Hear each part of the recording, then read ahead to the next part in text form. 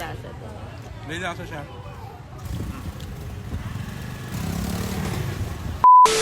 Magandang good afternoon po for today's video. Narito po tayo sa Taytay Rizal kung saan matatagpuan ng J-Las Epalog since 1987. So, titikman natin itong nagte-trending talaga na itlog na may ano matawag natin sa mga sa Cavite? Kwek-kwek? Kwek-kwek. So, tingnan natin yung process. Silipin muna natin. Let's go.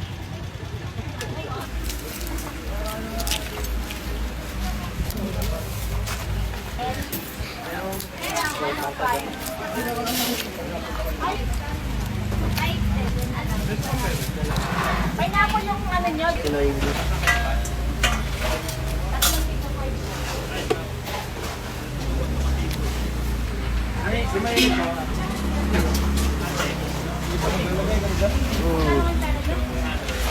Asian po.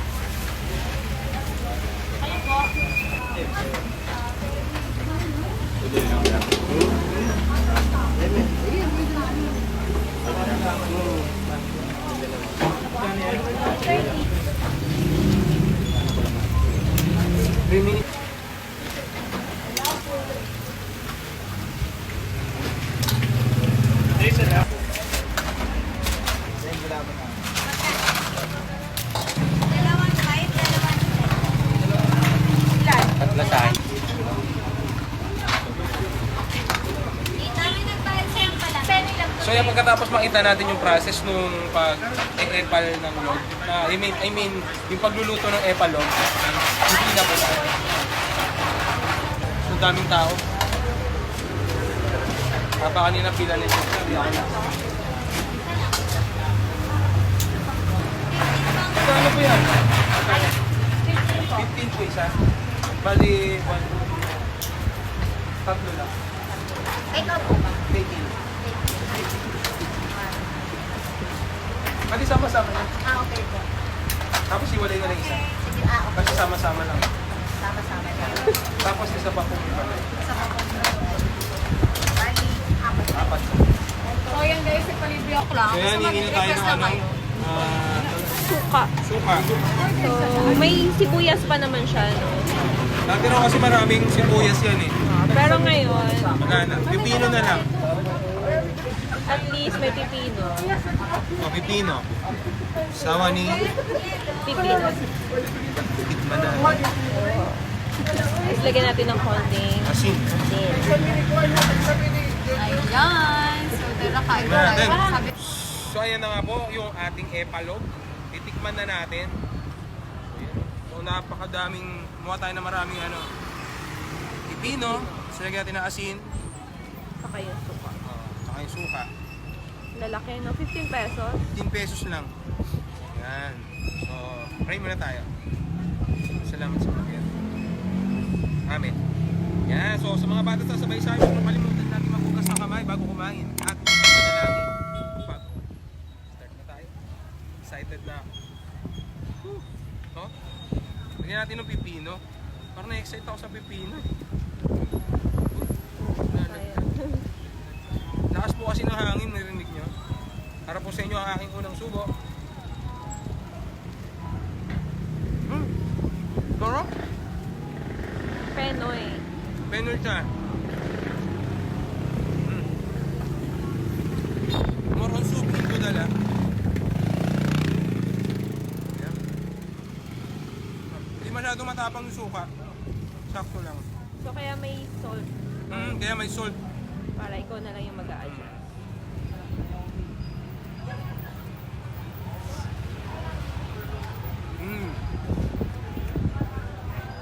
Sarap nga.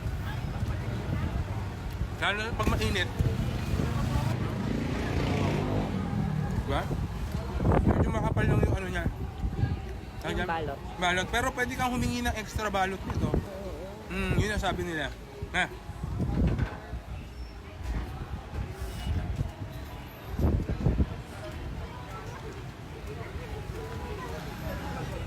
Yung balot, typical lang. Balot? Typical, ay balot. Yung Penoy. Penoy. typical na yung lasa niya. Bali yung nagdadala ng lasa yung ano, mismong ano niya, Timpla coated. nung- Oo, coated. So, hindi lang siya yung parang arena lang na naka-coat, no? May lasa din. May lasa siya.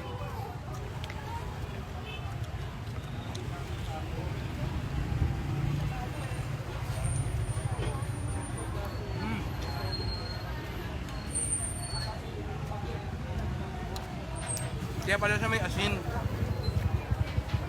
Kasi medyo malinamnam siya na matabang. You know, yung coating niya.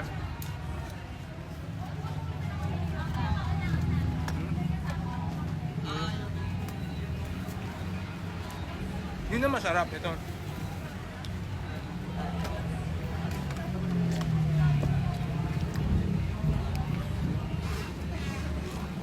Actually, isa lang, busog ka na eh. Kasi malaki. Malaki eh.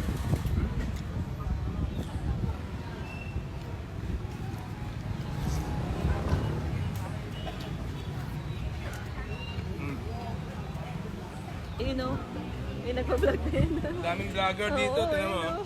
Galing pang Cebu yan. Diba? Kanto-kanto lang. Mabilisin lang.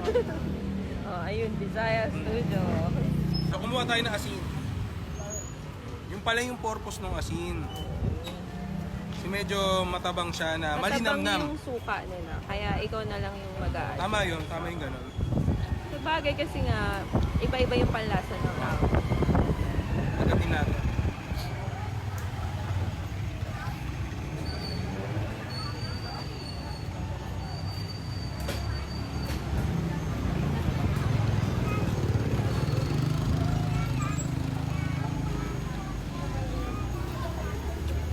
Yun. Sakto na yung lasa niya pag nilagyan mo ng ano, asin. Hmm?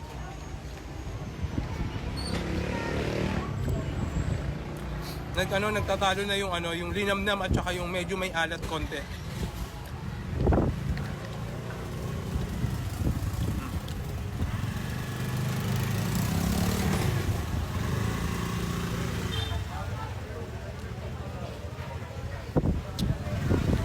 Ano yung suka?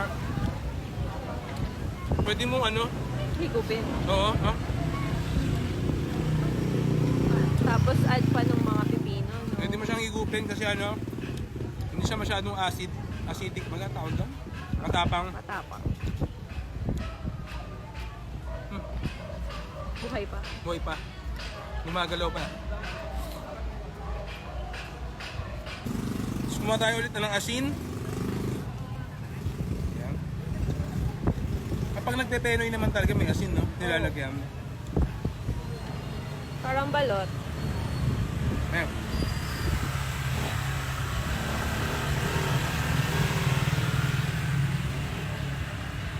Grabe, ang daming tao.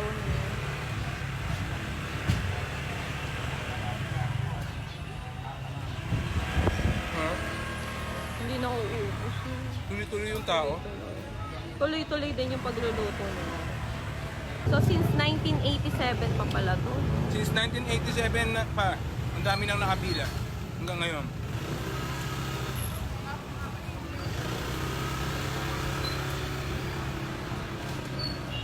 Last bite. Last subo. Last bite. Bite kagat. Thank you, Lord. Tikman na natin yung epa. Chilas epa. Diba? Sobrang sarap niya pag bagong luto. Nakanginan ko.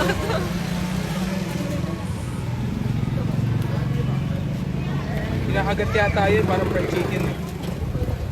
Subo mo daw ng buo doon. Oo. Malaki. Mahirap yan, parang Parang egg. dalawang Kasi yung egg yan. penoy. Yun, oh. Pang commercial. Na madumi. Sarap. Sarap, di ba? Kalami kaayo. Suko pwede higupin. Oo. Hindi masakit sa sikmura. So, pagkatapos po, picture taking para may remembering. Hey, Naomi. Ay, si Tito. 10 pesos.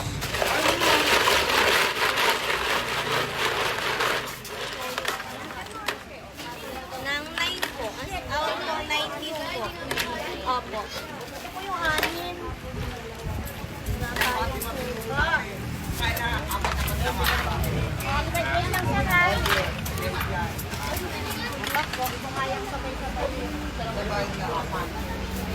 Thank you po.